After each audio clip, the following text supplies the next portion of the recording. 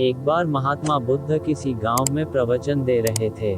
वे अपनी बात को समाप्त करते हुए बोले, मानव के दुख का कारण है स्वयं को किसी से बांधना। जहां भी मोह होता है, बंधन होता है, वहां दुख स्वयं ही उत्पन्न हो जाता है। अतः अपने बंधनों को जानें और उनसे बाहर निकलने का प्रयास करें। इसके बाद उन्होंने सभी लोगों को आशीर्वाद दिया और फिर अपने आश्रम को लौट गए। अगले दिन उनसे एक व्यक्ति मिलने आया। वह बुद्ध को दंडवत करता हुआ बोला, महात्मा, मैंने कल आपका उपदेश सुना। आपकी बातें मेरे हृदय में उतर गई हैं। मैंने अपने बंधनों को तोड़ दिया है, सारी मोह माया का त्याग कर दिया है। अब मैं आपकी शरण में आना चाहता हूँ। उस व्यक्ति की बातें सुनकर बुद्ध मुस्कुराए और धीरे से बोले, मुझे विस्तार से बताओ वत्स, तुमने कौन कौन से बंधन तोड़े और किसका मोह त्याग दिया है। वह व्यक्ति बोला, मेरे घर पर मेरे बूढ़े माता पिता और पत्नी है। मेरा एक छोटा बच्चा भी है। मेरी पत्नी बहुत बीमार रहती है। उसके कष्ट देखकर मैं अक्सर सोचता रहता था कि वह मर जाए तो उसके कष्ट दूर हो जाएं। उसकी वजह से मैं बहुत दुखी रहता हूँ।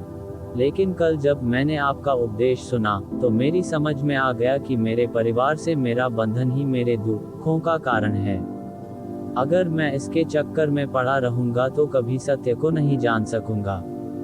इसलिए मैं अपने घर को त्याग कर आपके पास आया हूँ। बुद्ध ने पूछा, क्या तुम सचमुच सभी बंधनों से मुक्त हो गए हो?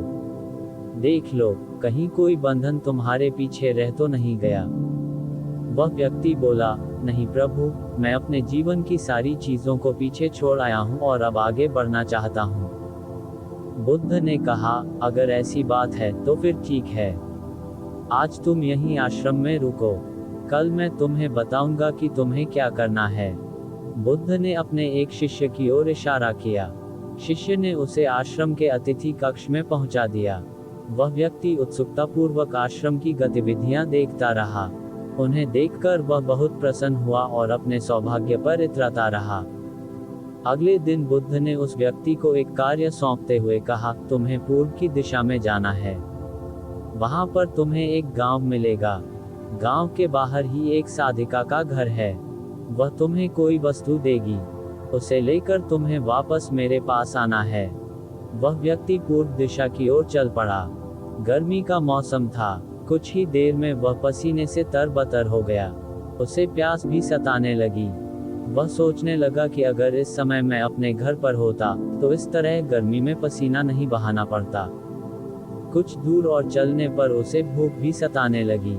पर वह एक सुनसान और बंजर रास्ता था। आसपास न तो कोई पेड़ था और न ही पोखर तालाब। वह पुनः सोचने लगा कि अगर मैं इस समय अपने घर पर होता तो अपनी पत्नी के हाथ का बना स्वादिष्ट भोजन कर रहा होता। पता नहीं क्यों बुद्ध ने मुझे गर्मी में इतनी दूर भेज दिया। काफी देर तक चलने के बाद वह व्यक्ति गांव में जा पहुंचा। गांव के बाहर ही एक घर बना हुआ था। उसने दरवाजे के पास पहुंचकर उसे धीरे से खटखटाया। दरवाजे को एक साधिका ने खोला। उसके चेहरे पर एक अद्भुत तेज था। वह व्यक्ति उसे देखकर मंत्रमुग्ध हो गया। साधिका ने उसे अभिवादन करते हुए कहा, मैं जानती हूँ कि आपको बुद्ध ने भेजा है। आप अंदर आ जाएं। वह व्यक्ति घर के अंदर चला गया। साधिका के कहने पर उसने पानी से हाथ मुंह धोया और एक चटाई पर बैठ गया। साधिका ने उसके सामने भोजन की थाली रख दी। वह जल्दी जल्दी भोजन करने लगा। अचानक उस व्यक्ति की नजर साधिका के पैरों पर पड़ी। उसके पैर बहुत सुंदर थे। वह उन्हें देखता ही रह गया। तभी साधिका ने उसका ध्यान भंग किया। वह बोली, जिस व्यक्ति को बुद्ध के चरणों में स्थान मिल जाता है फिर उसे किसी अन्य के चरणों की आवश्यकता नहीं पड़ती। साधिका की बात सुनकर वह व्यक्ति लज्जित हो गया और नजरें नीची करके चुपचाप भोजन करने लगा। भोजन करने के बाद साधिका ने कहा, आप बहुत दूर से आए हैं, थक गए होंगे, यहीं चटाई पर लेट जाएं, मैं पंखा कर दूंगी। वह व्यक्ति बहुत थका हुआ था। वह चटाई पर लेट गया और अपनी आंखें बंद कर लीं। साधिका उसे पंखा करने लगी, पर लेटने के बाद भी उस व्यक्ति को चैन नहीं आया। उसने धीरे से अपनी पलकों को खोला और चोर नजरों से साधिका को देखने लगा। वह सोचने लगा, ये स्त्री कितनी सुंदर है। इसकी वाणी कितनी मोहक है। अगर यह मेरी पत्नी होती तो मेरा जीवन स्वर्ग बन जाता। साधिका इसके मन की बात समझ गई। वह बोली, शरीर में कुछ नहीं रखा है, ये केवल मांस, मज्जा और अस्थियों का जोड़ है। जो व्यक्ति इसके आकर्षण से मुक्त हो जाता है वही सत्य को प्राप्त कर पाता है। ये सुनकर वह व्यक्ति घबरा गया। वह चटाई से उठ बैठा और बोला, अब मुझे बुद्ध के पास जाना चाहिए। कृपया आप मुझे वह सामान दे दें जिसके लिए बुद्ध ने कहा था। साधिका ने मुस्कुराकर जवाब दिया, बुद्ध ने आपको जिस कार्य के लिए भेजा था वह पूर्ण हो चुका है। साधिका की यह बात उस व्यक्ति को समझ में नहीं आई। वह दरवाजे की ओर बढ़ चला। दरवाजे के पास पहुंचकर वह एक क्षण के लिए रुका और पलटकर बोला, क्या आप अंतर्यामी हैं? आपने मेरे मन की बातें कैसे समझ ली? वह स्त्री मुस्कुराते हुए बोली, बुद्ध की कृपा से मैं मोह माया से ऊपर उठ चुकी हूँ। इसलिए भावनाओं से निर्लिप्त हूँ और किसी के चेहरे को देखकर उसके मन में उठने वाले विचारों को समझ लेती हूँ। उसकी बातें सुनकर वह व्यक्ति एक बार पुनः लज्जित हुआ और सोचने लगा कि जिस स्त्री ने सच्चे मन से मेरा सत्कार किया, मैं उसके बारे में क्या क्या सोचता रहा। उसके बाद वह बुद्ध के आश्रम की ओर लौट पड़ा। आश्रम में पहुंचकर वह व्यक्ति बुद्ध के चरणों में गिर पड़ा और बोला, महात्मन, मुझे क्षमा कर दें, मैं बड़ा पापी हूँ। उसकी बात सुनकर बुद्ध मुस्कुराए और बोले, मैंने तुम्हें साधिका के पास इसीलिए भेजा था ताकि तुम अपने आप को देख सको।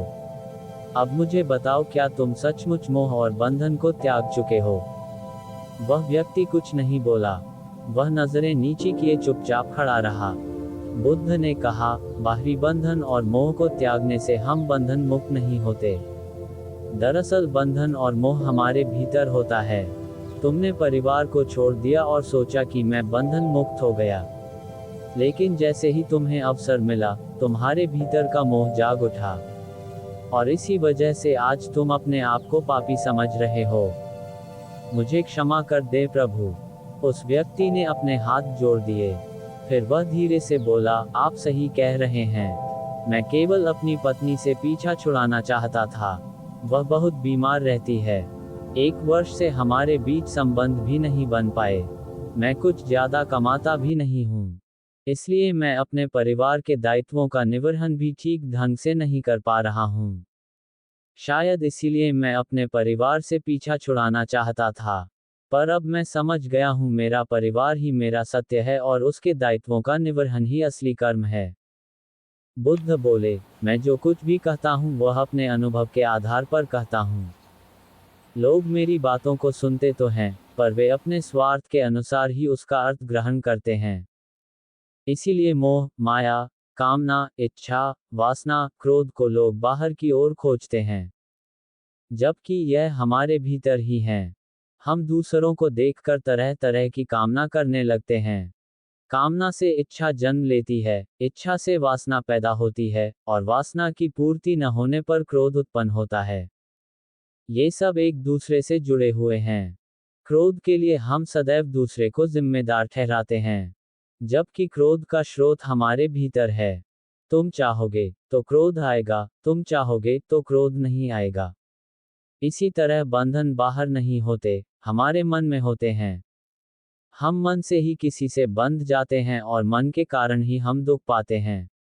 लेकिन जो व्यक्ति इन बातों की गहराई तक पहुंच जाता है, वह दुखों से हमेशा हमेशा के लिए मुक्त हो जाता है।